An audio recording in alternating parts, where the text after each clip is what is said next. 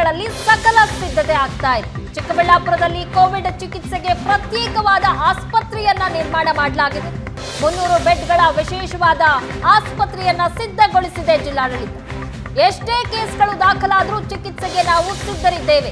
Corona ಚಿಕಿತ್ಸೆಗೆ ಬೇಕಾದ ಎಲ್ಲಾ ಮೆಡಿಸಿನ್ಗಳು ಲಭ್ಯ ಇದೆ ಅಂತ ಏಷ್ಯಾನೆಟ್ ಸುವರ್ಣ ನ್ಯೂಸ್ಗೆ ಚಿಕ್ಕಬಳ್ಳಾಪುರದ ಆರೋಗ್ಯ ಅಧಿಕಾರಿಗಳು ಹೇಳಿಕೆಯನ್ನ ಕೊಟ್ಟಿದ್ದಾರೆ.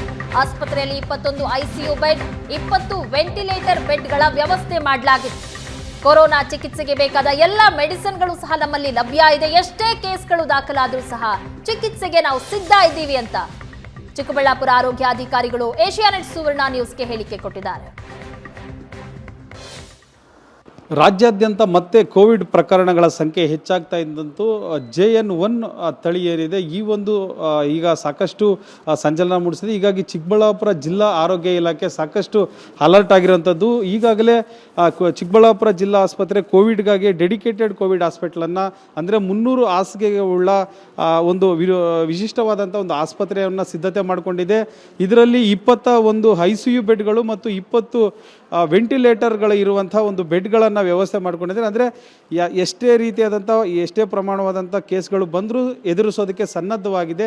ಎಲ್ಲ ರೀತಿಯಾದಂಥ ಒಂದು ತಂತ್ರಜ್ಞಾನವುಳ್ಳ ಒಂದು ವೆಂಟಿಲೇಟರ್ಗಳಾಗಿರ್ಬೋದು, ICU ಬೆಡ್ಗಳು ಎಲ್ಲವನ್ನು ಕೂಡ ಸಿದ್ಧತೆಯನ್ನು ಮಾಡಿಕೊಂಡಿದೆ, ಎದುರಿಸೋದಕ್ಕೆಲ್ಲ ಸನ್ನದ್ಧವಾಗಿದೆ. ಆದರೆ ಒಂದು ವಿಶೇಷ ಅಂದರೆ ಚಿಕ್ಕಬಳ್ಳಾಪುರದಲ್ಲಿ ಆಕ್ಸಿಜನ್ ಪ್ಲಾಂಟ್ ಕೂಡ ಹಾಕ್ಕೊಂಡಿರುವಂಥದ್ದು. ಹೀಗಾಗಿ ಯಾವುದೇ ರೀತಿಯಲ್ಲಾದರೂ ಏನು ಸಮಸ್ಯೆ ಆಗದೇ ಇರೋದಕ್ಕೆ ಎಲ್ಲವನ್ನು ನಿಭಾಯಿಸೋದಕ್ಕೆ ಇಡೀ ಆರೋಗ್ಯ ಇಲಾಖೆ ಚಿಕ್ಕಬಳ್ಳಾಪುರ ಜಿಲ್ಲಾಡಳಿತ ಸನ್ನದ್ಧವಾಗಿರುವಂಥದ್ದು.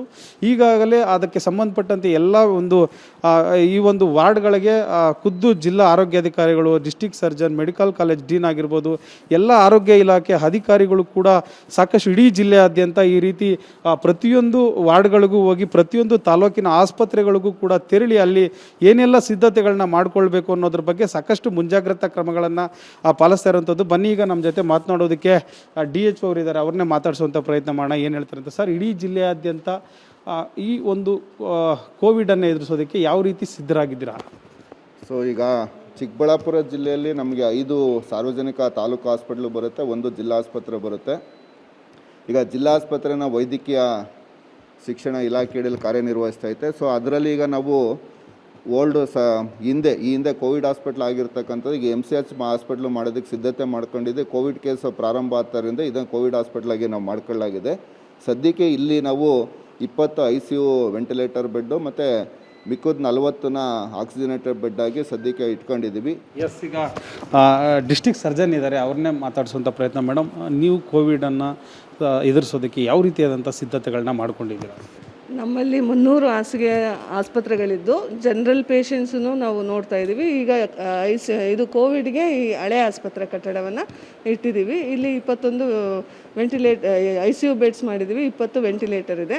ಜೊತೆಗೆ ನಮ್ಮ ಎಲ್ಲ ವೈದ್ಯರನ್ನು ತಂಡವನ್ನು ರಚಿಸಿ ಅದನ್ನು ನಾವು ಸಮಿತಿ ಮಾಡಿ ಎಲ್ಲರಿಗೂ ಇಂತಿಂಥದ್ದು ಅಂತ ಮಾಡಿದ್ದೀವಿ.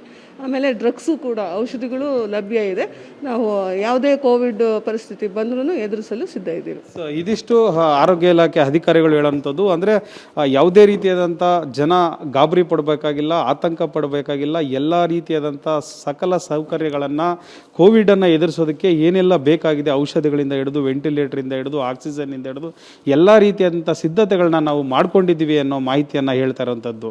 ಇದು ಚಿಕ್ಕಬಳ್ಳಾಪುರದ ಆರೋಗ್ಯ ಇಲಾಖೆ ಅಧಿಕಾರಿಗಳು ಹೇಳ್ತಾ ಇರೋಂಥದ್ದು. ಅಂದರೆ ಇನ್ನೊಂದು ವಿಶೇಷ ಅಂತಂದರೆ ನಮ್ಮ ಜಿಲ್ಲೆಯಲ್ಲೇ ಕೋವಿಡನ್ನು ಟೆಸ್ಟ್ ಮಾಡುವಂಥ ಒಂದು ಲ್ಯಾಬನ್ನು ಕೂಡ ಇರೋದ್ರಿಂದ ಸಾಕಷ್ಟು ಜನರಿಗೆ ಅನುಕೂಲ ನಿಟ್ಟಿನಲ್ಲಿ, ಅಂದರೆ ಎಲ್ಲ ರೀತಿಯಾದಂಥ ಒಂದು ವೈದ್ಯಕೀಯ ಸೇವೆಗಳಿಗೆ ಕೋವಿಡ್ಗೆ ಸಿಗಬೇಕಾದಂಥ ವೈದ್ಯಕೀಯ ಸೇವೆ ಕೊಡೋದಕ್ಕೆ ನಾವೆಲ್ಲ ಸಿದ್ಧರಾಗಿದ್ದೀವಿ ಅನ್ನೋ ಮಾಹಿತಿಯನ್ನು ಹೇಳ್ತಾ ಇರೋವಂಥದ್ದು. ಚಿಕ್ಕಬಳ್ಳಾಪುರದಿಂದ ಕ್ಯಾಮ್ರಾಮನ್ ಅಮರೇಶ್ ಜೊತೆ ರವಿಕುಮಾರ್, ಏಷ್ಯಾನೆಟ್ ಸುವರ್ಣ ನ್ಯೂಸ್.